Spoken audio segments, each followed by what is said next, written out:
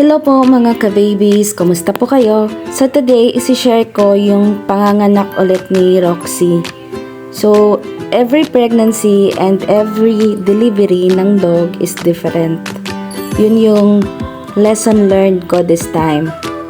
In this video itself, matutunan natin kung ano yung do's and don'ts sa pagpapaanak ng dog.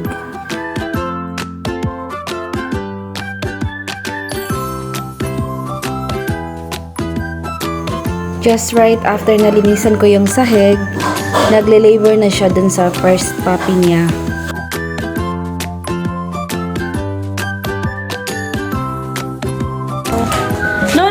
No. It takes a while pa pala bago totally lumabas yung puppy niya. Naihi pa pala siya. And I just want to stress out na every pregnancy and every delivery ng dog is different. Parang sa tao lang din. So, for me, ito is different from the first time na nag-assist ako sa kanya. Kasi last time parang wala ako masyadong ginawa. Tsaka maliit lang din yung inunan niya last time. This time, parang ang daming lumalabas na mga discharges. Yung part ng, ano niya, diba? Pagbubuntis.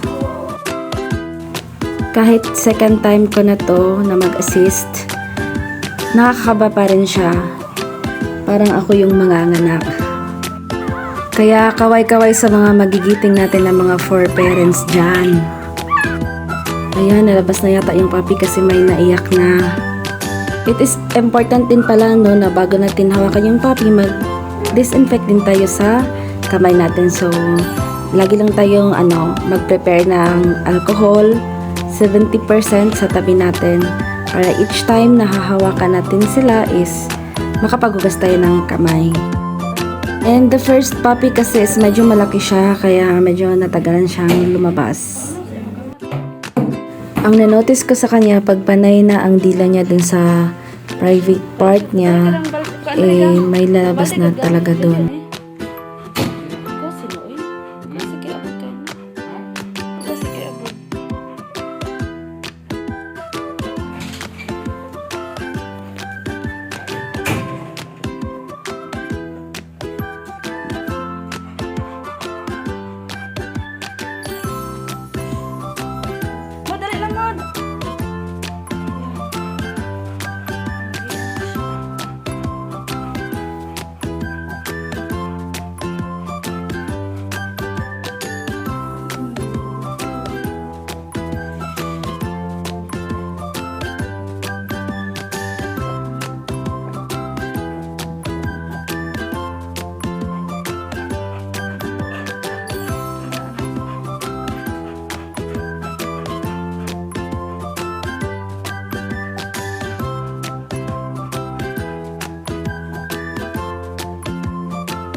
Ito na nga at sobrang nervous kami this time. Parang first time lang.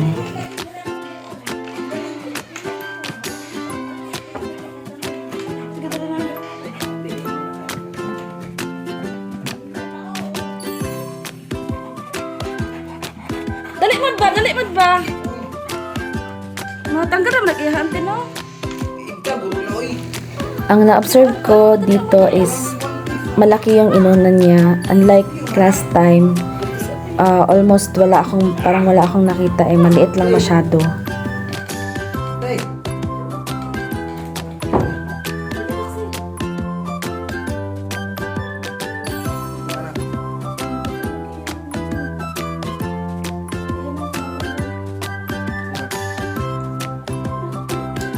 And another important thing din pala is yung magkaroon tayo ng nasal aspirator kasi mostly na kasi sila parang nalulunod doon sa mga fluids. So it will be a big help or it's a must talaga na pag nanganak yung aso natin meron tayong ganyan.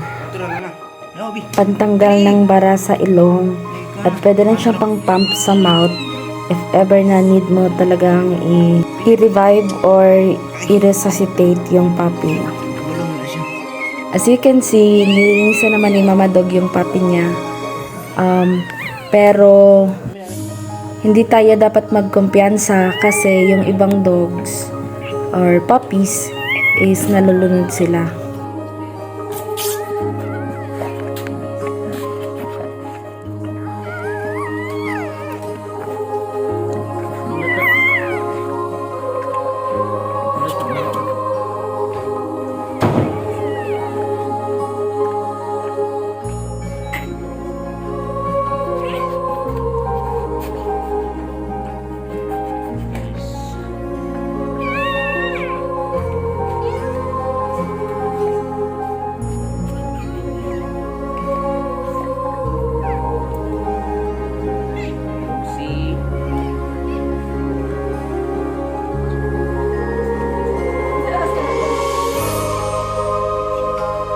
Lagay pala namin yung puppy sa malinis na palanggana.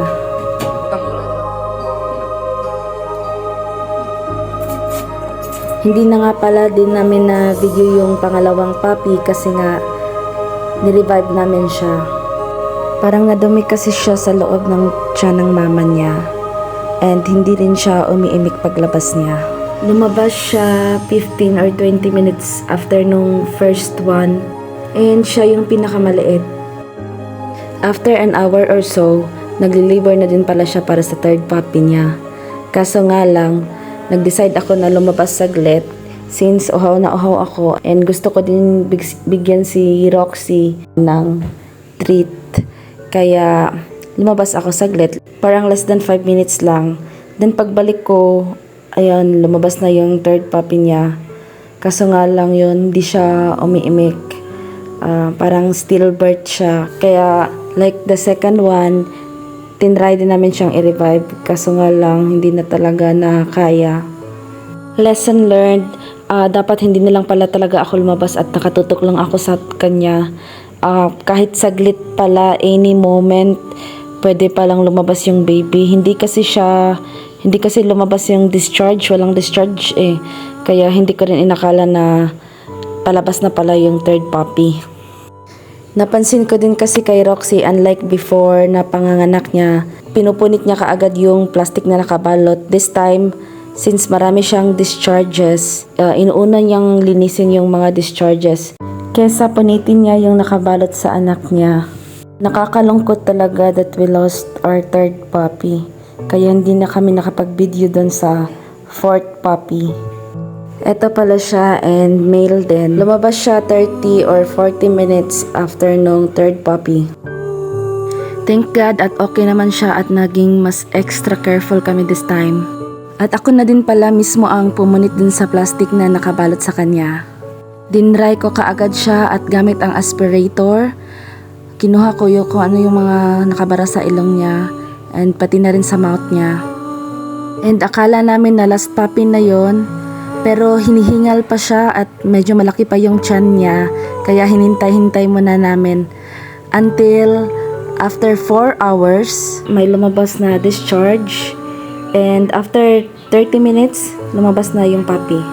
So kahit pala kumain na si Mama Dog, may instances pala talaga na may laman pa yung tiyan niya at may lalabas pa na puppy.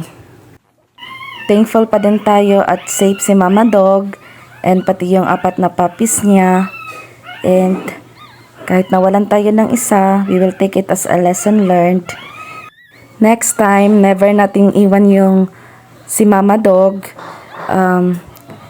Magpatulong na lang tayo sa mga kasama natin sa bahay kung meron tayong kailangan kunin sa labas kasi anytime lalabas yung puppy, hindi natin alam. Thank you so much for watching po and sana may natutunan tayo dito sa video na to. If may katanungan po kayo, wag lang po kayong mag-atabiling mag-message or mag-comment. I will reply to you as soon as I see your message po. God bless sa ating lahat.